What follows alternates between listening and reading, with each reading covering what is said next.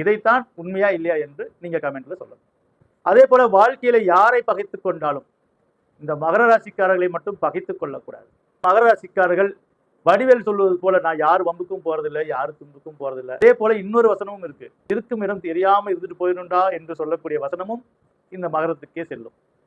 ஏனென்றால் இவர்கள் இருக்கும் இடம் தெரியாத அளவுக்கு இருப்பார்கள்.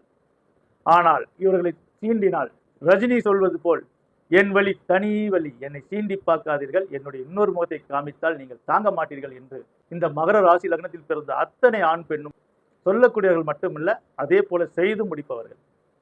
ஆக வாழ்வில் பல துன்பங்களையும் துயர்களையும் நேருக்கு நேராக சந்திக்கக்கூடியவர்கள். எதற்காகவும் பயந்து போக மாட்டார்கள்.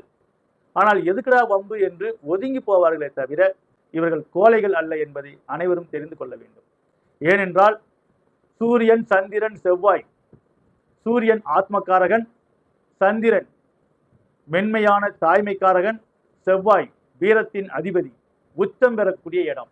மகர ராசிக்காரர்களை சீண்டாதீர்கள். சீண்டினால் இயற்கையே உங்களை சோதித்துவிடும். அப்படிப்பட்ட மகர ராசிக்கு அதிசார குரு பயிற்சி 7ஆம் இடத்தில் சஞ்சரிக்க போகிறது.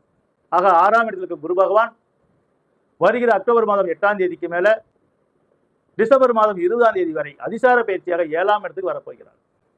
7ஆம் இடத்துக்கு வரும்பொழுது ஒரு சிலருக்கு கணவன் மனைவிக்குள் சில கருத்து வேறுபாடுகள் ஏற்படும்.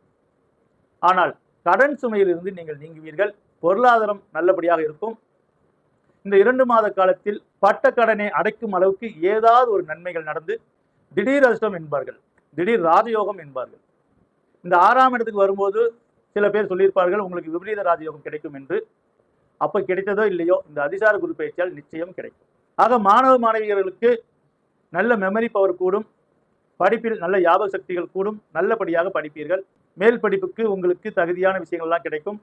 லவ்வர்களுக்கு இது ஒரு சோதனை காலம். காதலாக இருக்கட்டும், தம்பதிகளாக இருக்கட்டும்.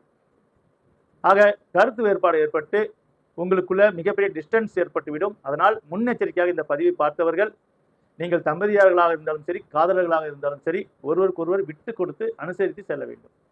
நீ அப்படி சொல்லிட்டியே என்று சொல்வதை விட நீ அப்படி சொல்லிட்டியா சரி போ அப்படின்னு அனுசரித்து விட்டு கொடுத்து விட்டால் உங்கள் வாழ்க்கையில் இணை பிரியாமல் வாழலாம். ஏனென்றால் இந்த காலகட்டத்தில் சிலருக்கு டிவோர்ஸே ஏற்படும். ஆக ஏற்கனவே லைட்டா புகையா இருந்தது, இனி நெருப்பா எரியக்கூடிய காலம் வந்து கொண்டிருக்கிறது. அதனால் இயற்கை ஜோதிடத்தில் எப்பொழுதுமே ஏதோ போற போக்கில் பதிவை போடாமல் ஒரு ஜாதகத்தில் என்ன பொறுப்பாக சொல்லுவோமோ அதே போல ஒவ்வொரு ராசிக்கும் முன்கூட்டி எச்சரிக்கையாக பொறுப்பாக சொல்கிறோம். நீங்கள் பொறுப்பாக எடுத்துக்கொண்டு உங்களுடைய வாழ்வில் வரக்கூடிய இன்னல்களை சமாளித்து வாழ்வில் வெற்றி பெற வேண்டும்.